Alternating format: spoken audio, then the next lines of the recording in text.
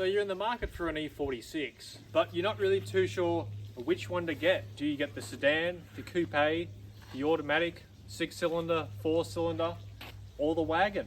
The E46 is one of my favorite cars of all time, not only because this particular one is my first car, but also just because they're just such a good car. They're well made, they're rear-wheel drive, front suspension is McPherson strut, and the rear suspension is multi-link rear, they're both great suspension designs. They're pretty affordable, they're incredibly reliable, all things considered, and they make great daily drivers.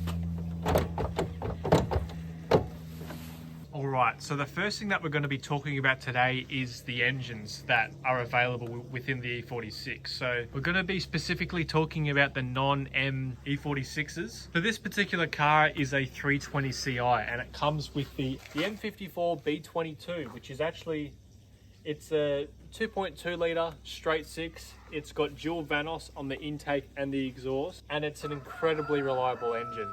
The M54 it's definitely one of the most reliable engines that BMW's ever made. So let's just cover this quickly, because otherwise this could go on for an hour. But 320, 325 and 330 all have the M54 in varying capacities. The 320 is a 2.2, 325 is a 2.5, and the 330 is a 3 litre. The one that you really want to go for is the 330, but they are a little bit harder to find. The E46 also came in a 323 and a 328. Those have got the M52 TU. So the 323 is a 2.5 litre and the 328 is a 2.8 litre. Again, they're both very good engines. The M52 TU is still a really good engine, but in my opinion, it's not quite as good as the M54. But to be honest, if you get a good deal on one, there's no reason why you shouldn't buy it. The 323 and 328 have both got a cable actuated throttle, so the throttle pedal is a lot stiffer, and you don't quite get the same level of response compared to the M54 powered cars. In terms of problems with the M54, there really aren't many at all. Probably the biggest problem that you'll have is the disvalve, which is this piece here. This just changes the runner length in the intake manifold to give you a wider torque band, and otherwise just general cooling components like cooling pipes, the expansion tank, the radiator. But that's with any car that's 15, 20 years old. So I wouldn't necessarily call that a problem. The other thing that you might run into, which is pretty rare, is the PCV system either failing or it just getting blocked up. But I wouldn't really call that a common problem, because it's just it's more of a consumable maintenance item really, and just general oil leaks. So the engine sump gasket, the oil filter housing, the rocker cover gasket, just those sorts of things, which is really good if that's all you have to deal with. The non-facelifted E46s have got this halogen headlight. The facelifted ones have got a projector lens, and the early ones had a halogen bulb. The later ones had a projector lens with a xenon bulb. In my opinion, the pre-facelift actually looks better. I don't really like the look of the facelifted E46s, but that's just me.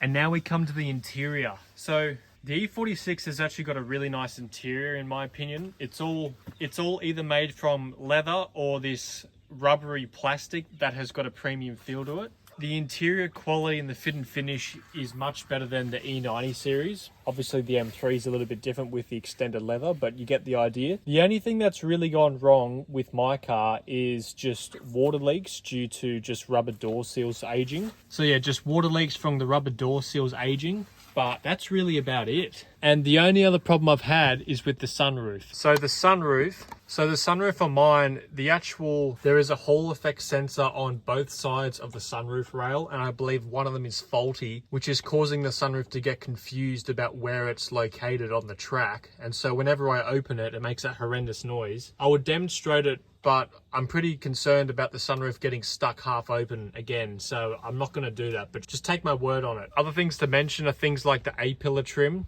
just like peeling, and also the headliner, but I don't think that this is a common problem. However, on most cars that are 15 to 20 years old, this is a very common thing as well, so I don't think it's just related to this particular car. All right, now in regard to the gearbox, Mine is the 5-speed manual, and it's got the GetRag 250G. It's a good gearbox. It's not particularly strong, but it's more than adequate in this application.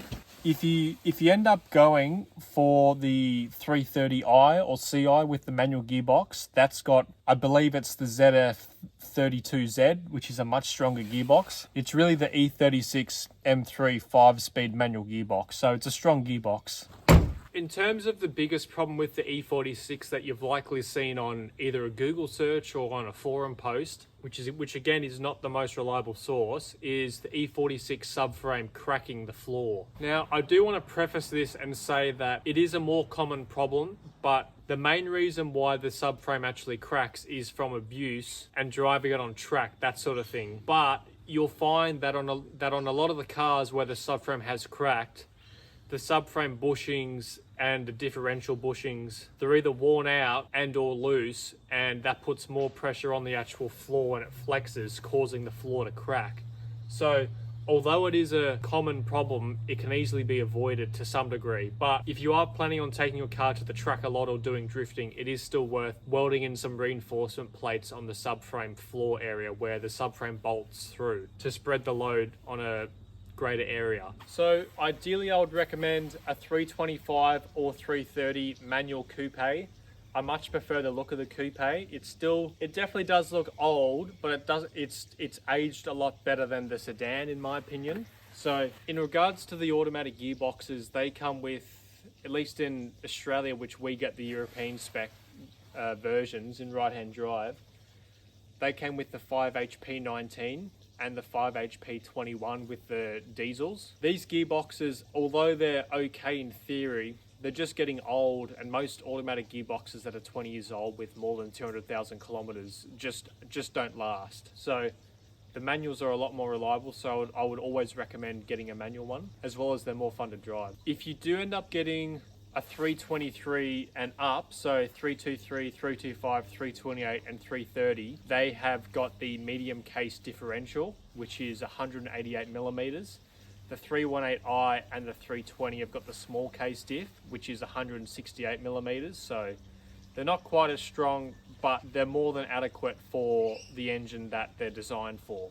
But let's say you find a cheap 318i and you want to put a 330 engine in it, it's probably worth upgrading the differential as well. The medium case differential bolts straight into the smaller subframe on the 318i and the 320, but you do need different axles, and the actual hub is slightly different due to the spline count of the larger axle. But yeah, overall the E46 is a fantastic car. The E36, E46 and E39, in my opinion, are the three most reliable BMWs ever made. So the E46 just looks a little bit more modern, and it's a little bit more desirable, in my opinion, than an E36. So, and they're actually cheaper, at least for the moment anyway. Give it 5 years and that might be different. But I would highly recommend an E46. The only other problem you'll have in regards to interior components is the actual fan. There's a problem with the blower resistor, which is a resistor that is in charge of the HVAC unit. It's around a $50 component and you can install it yourself, but it just fails with time, so it's no biggie. If you like this video, make sure to subscribe, like this video, and check out the store at Shop MC Garage. I'll see you in a couple days.